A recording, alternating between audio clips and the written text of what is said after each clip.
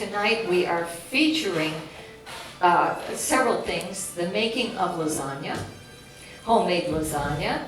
And then our chef, who is Patrick Mims, he will come out and he will show you how to make a farm-to-table salad with fresh ingredients.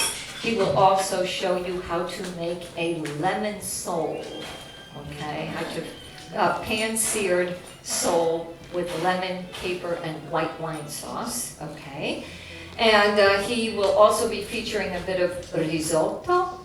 And for a vegetable, who doesn't want to eat their vegetables when it's sauteed spinach with garlic? Okay? But of course, in Italy, you don't begin with the main course, you begin with your pasta dish. And that's where the lasagna comes in. So here we have John Kosha. Hello everyone, tonight we'll be demonstrating a meat lasagna, how to make it, and I make my lasagnas from scratch, which means we'll be making the pasta. You guys can come up if you want to stand close. Bring your glass of wine with you if you like to see the not the bottle, lasagna just the being glass. made. Oh, John. No, Perfect. That's okay. So this is a basic pasta. We're going to start off with flour. Everyone asks me how much flour. It depends on how much pasta you're actually going to make. How many eggs you're going to use. Today we're only doing 3 eggs because lasagna that you're going to have is already cooked in back. I made it yesterday, so I'm just going to pour a pile on. And it's flour, so whatever you don't use, you can just sift and save for the next time. All right. And now what we're going to do is we're going to make a little volcano. You know what a volcano is, right? like Vesuvius, if you've been to Italy. We were Pompeii. Pompeii was buried by Mount Vesuvius when it erupted and lost its top. Okay. Blew its top, I should How say. he does his eggs. Now we're going to crack some eggs. The eggs right in. Watch out. We make ravioli. Pop it down. John creates like a little well. Okay. And now we're going to add a little bit of water to the eggs. Okay. Do you ever add water to your pasta? Did we do the water No. pack? I don't think so. Yeah. You know why you add water? Why? It's for the pop. I had to question John about this, that he has to add, his grandmother always told him, you add a shot for the pop, okay? A shot of water, and I said, well, why would that be necessary? Because if you didn't put enough water into the mix already, when you throw it into the pot, it will start to erode. It will make the pasta crumble because it doesn't have enough liquid already in it. So to keep that moist, he adds that little bit of water. I usually use a wet towel. All right. Normally, if I was at home or in the back of the kitchen, I would do this by hand, but I want to keep my hands semi-clean today, so I'm using a fork. Okay, we're just going to mix the eggs, the water, and the flour together. And the reason why I do the little dome volcano is because my granddaughter has a habit of hitting the side, and the eggs run off onto the floor. Bella is, his granddaughter is 5 years old, and she knows how to do this. She knows how to make pasta. She knows how to do it in a bowl. Okay.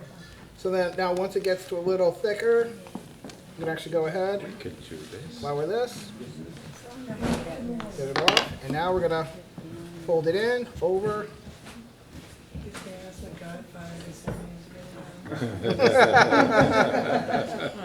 It's gonna cost you. I'll tell you, he makes it look easy. He makes it look easy.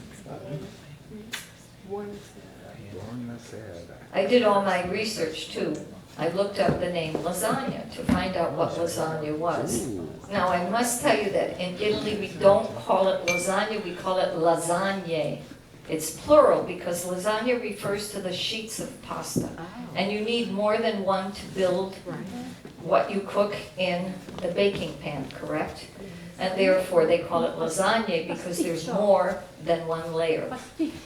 And in that instance, of course, you find that the word actually was used by the Romans. They already had lasagne, and they had it, which it came from an ancient Greek word, which meant for the whole mix of lasagna, something soft or mushy. And you find it in the cookbook. If you all know about the oldest cookbook that was ever written in our culture, it was a book by Apicius. You ever heard of him? Yeah, you don't know Apicius? Okay. And what he wrote was called De Re, that means of things, coquinaria, cooking, cuisine, coquinaria. It's just like our word for cooking. And therefore you can find recipes for lasagna that date back to the ancient Romans. What John is doing comes to us, huh? So lasagna is plural. Yes, lasagne. Yep. Lasagna. So what John is doing, this standard recipe will come to us from Italy, from the region of Emilia-Romagna. Now you probably say, I never heard of that region. The capital is Bologna. You know, Bologna bologna. comes from Bologna. So in essence, we're all full of bologna. Okay, And- not to interrupt Laura, No, but no, keep going. my pasta's ready. What you would do is you would cover it with a bowl, and as my granddaughter would say, you let it sleep. Because you gotta let it rest, and then you take it back out and you work it again. How long do you let it rest? About a Powerpuff Girls or a Digimon cartoon, which is about 11 to 12 minutes. You better tell us everything. Don't hold back. While that is resting, Buy a okay? glass of wine. Free, like when you're rising bread. No, I just cover it with the bowl and it's fine. And always put flour underneath, or else when you go to take it back out, it's gonna be stuck to the board. Not good. Do you normally meet on flour? Yeah, this is my pasta board. This, yeah, I have this board and one twice the size of this that 3 people can work on. That my grandfather has made each one for me. Wow. And everyone in my family, my grandfather before he passed, made every grandchild a pasta board. Wow. What part of Italy was your grandfather? My grandfather was from Abruzzi. Actually, to be more precise, L'Aquila, to be even more precise, Casentino. But wood is better than stone. Yeah, wood is better than stone to work on, yes. Yeah. Right, and Now, what then kind of flour are you using? this is gold medal flour tonight. Just regular, all-purpose gold medal flour. Really? You can't make something up that sounds... Yes. Okay, semolina from Italy. Tonight it's semolina. Semolina. Okay, It now has to be. while the dough's resting, I'm gonna make one of the ingredients for the layers. And since this is a meat lasagna, it's beef. There's several ways you can do the beef. I like to do it where I make my meatballs, and then I cook them in my sauce to give the sauce a flavor, take them out, and then just basically mash the meatballs. How long do your meatballs simmer in that sauce, John? Simmer in the sauce until when you take one out, it's cooked all the way through. Wow. About 35 minutes. And when I'm making my meatballs, I use 90% ground beef, 90-10 ground beef, 2 eggs per pound, 1 handful of breadcrumbs, and then salt, pepper, oregano, garlic, whatever you want. Are you pan frying them first, or are you? No. No, you're just sticking them right. I That's how stick do it them right too. in the sauce. Okay. You can't fry them, you get that Too. hard crunchy outside that my Right. granddaughter just absolutely hates, that you can't have. Right.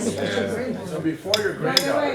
I still cook them in the sauce, because it actually adds flavor to your sauce. And if you want even more flavor, put in a couple of sausages. Yes. Sweet Italian sausages to cook We in do there. that It too. gives it that. Way, hey. So you ground beef, sausage, any pork? You can put pork in there. Pork? Pork in Veal? there. I don't use veal that much at home because my kids never liked veal growing up, Okay.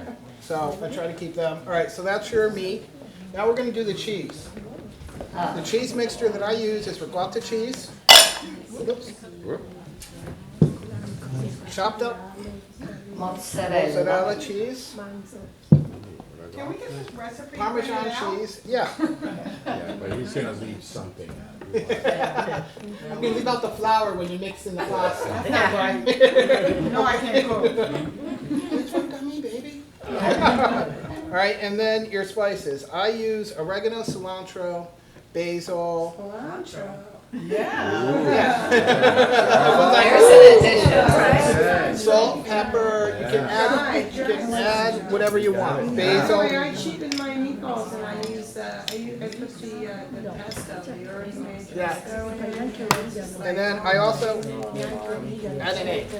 Yes, an egg. Now, you have to realize that not every lasagna is made with this kind of sauce. This is sort of John's invention, because he's mixing 3 cheeses from 3 different regions. The ricotta comes from Sicily, the Parmigiano comes from Parma, and the mozzarella comes from Naples. So I asked him today, I said, well, do you make all your own, or do you just steal them from the other regions? We stole them in Italy. So he makes a nice mix. And the difference too, when we talked about Bologna being sort of the original recipes and whatnot come from Bologna, they don't use that as a sauce. See, my grandmother just used mozzarella. If you were from Naples, that's what you would do. John has this mix. They use bechamel sauce in Bologna. Yeah, it's a very different lasagna. Well, the ricotta makes it creamy. Yes. There's nothing worse than a dry lasagna. Oh, good. Nothing worse. Nothing. So, yeah, so we'll have to try it that way. Once. And I got rid of that one. Yeah, that's right. You need something to run the machine, John? Nope, I got it. Okay, you got it this I got it to work this time. Okay. All right, now what we're going to do is we're going to roll out our pasta. For those of you that have a pasta machine, you know how easy it is. Because you have to have a pasta. If you didn't have a pasta machine, you can use a rolling pin. I have done it with a rolling pin. Really? That's fine. And when I roll it out to the size of the pan. That's how I learned how to make it with my grandmother. I want to get that one. You made it on the bed. Yep. Big pasta on the bed. See, now this pasta's still a little wet because I didn't really work it enough with the flour. This is for demonstration. And then you can always, if it's too soft, you can always add more flour.